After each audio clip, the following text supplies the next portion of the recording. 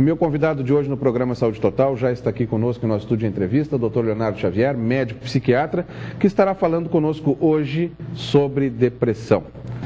Daríamos para nós definirmos depressão como uma doença específica ou depressão fazendo parte de alguns transtornos comportamentais, inclusive dentro de outras doenças, podendo ser inclusive sintomas ou sinais de outras doenças? Olá, Eduardo. Olá, telespectadores. É um prazer estar aqui novamente. Obrigado pelo convite. Nós podemos definir depressão, sim, como uma doença única.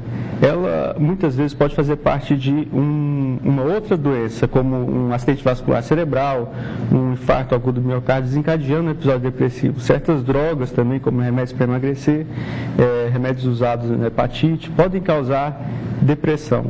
Então, é importante que se faça a consulta com um médico psiquiatra para você diferenciar o que é a doença depressão isolada e o que é ela fazendo parte de um efeito colateral de uma outra droga.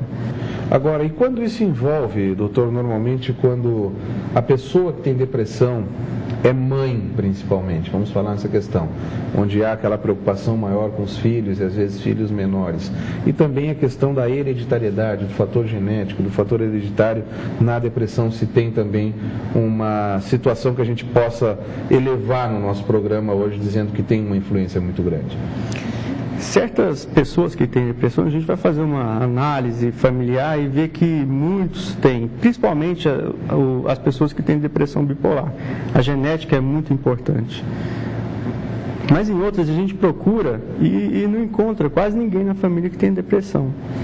Nesse caso, se acredita mais que os fatores ambientais, como o estresse, o uso de drogas e fatores psicológicos arraigados desde a infância da criança, da pessoa, eles têm uma maior influência do que a genética. Então, alguns têm uma vulnerabilidade maior, que pouco estresse desencadeia um episódio depressivo, e outros têm uma vulnerabilidade menor, que precisa de uma catástrofe, às vezes, para desencadear um episódio desse.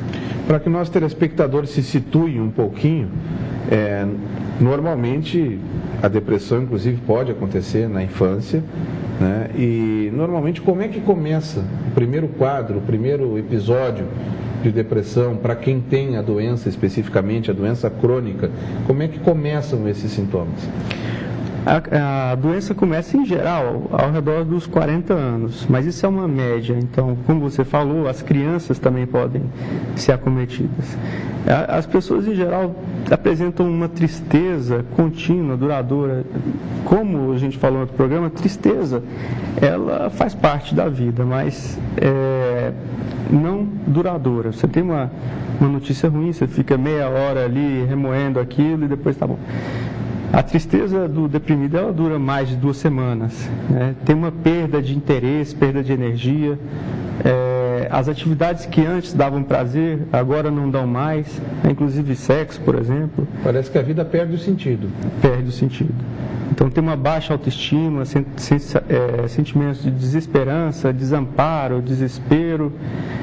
Tem alterações do sono, como aumento do sono ou insônia, alterações do apetite e do peso, tanto para mais quanto para menos, dificuldade de concentração também.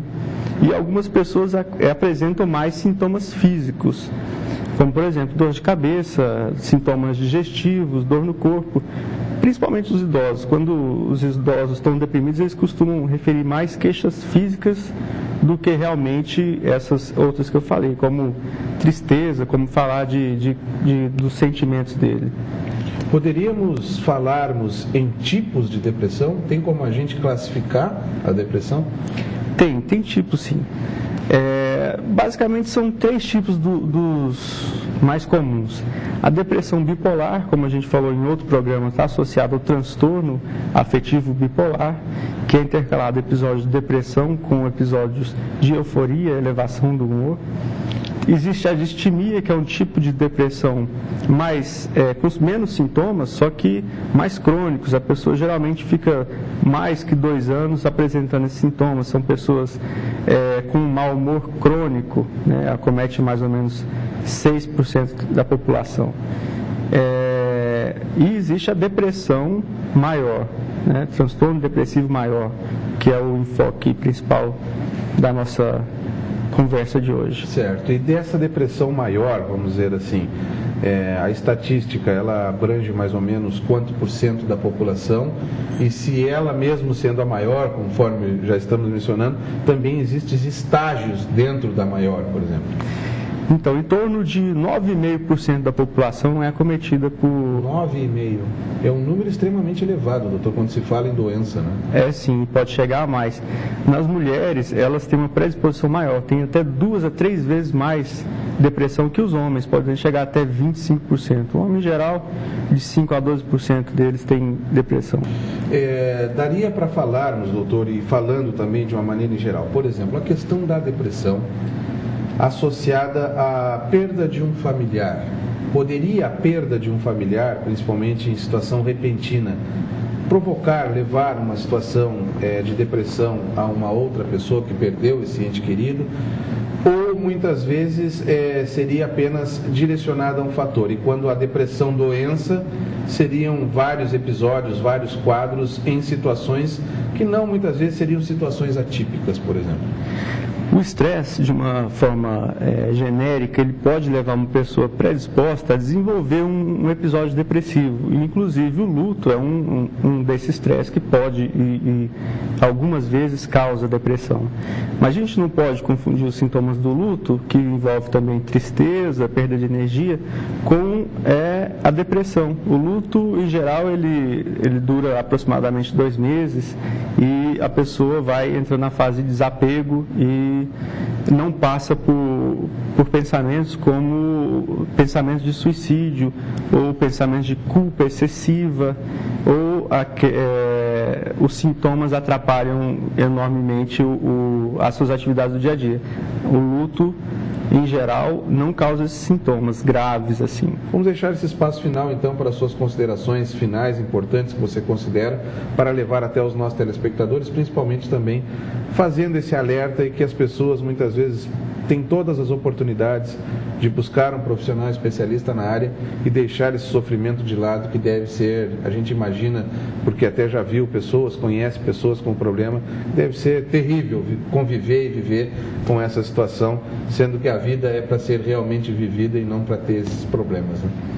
Então, Eduardo, eu gostaria de falar que as pessoas que acham a vida um fardo, que porque tem problemas, elas acham que a vida é assim mesmo, acostumaram a serem tristes, eu falo a elas que não é isso. O que eu vejo é que vejo muitas pessoas que vão lá muito deprimidas, num grau grave, e que saem bem melhor. Então, o que eu quero dizer para essas pessoas é que não percam as esperanças. Melhorar também o entendimento em relação ao tratamento, porque às vezes a pessoa pensa que procurando um profissional dessa área, ele vai ficar dependente de remédio. Cara, que fulano de tal tomou remédio e nunca mais deixou de tomar. Isso não é um fato real. Os antidepressivos, todos os antidepressivos, nenhum causam dependência. Então, geralmente as pessoas que usam o remédio por muito tempo, de duas, uma. Ou ele não fez o tratamento direito, as doenças geralmente no começo elas são mais fáceis de tratar, e aí vai postergando o tratamento e quando vê o quadro já está tão grave que não tem como parar cedo a medicação. Ou ele já vem tomando algum medicamento que ouviram falar que era bom, e aí era o tal do tarja preta, ficou dependente, e aí fica estigmatizado como a pessoa que usa medicamento controlado e nunca ficou bom. Então, o tratamento bem feito, ele tem um tempo delimitado. Em geral, o tratamento da depressão leva em torno de 6 meses. Depois que a pessoa se sente melhor dos sintomas, ela passa 6 meses tomando a medicação, em geral. Mas a gente sempre estabelece uma meta de tratamento, um tempo para terminar. Doutor Leonardo, obrigado pela presença no programa Saúde Total. Em outras oportunidades estaremos falando de assuntos também importantes, já temos até pautados alguns assuntos aqui para estarmos abordando. A gente agradece desde já a sua presença hoje. Sucesso nas atividades. Eu é que agradeço, Eduardo. É um prazer estar aqui.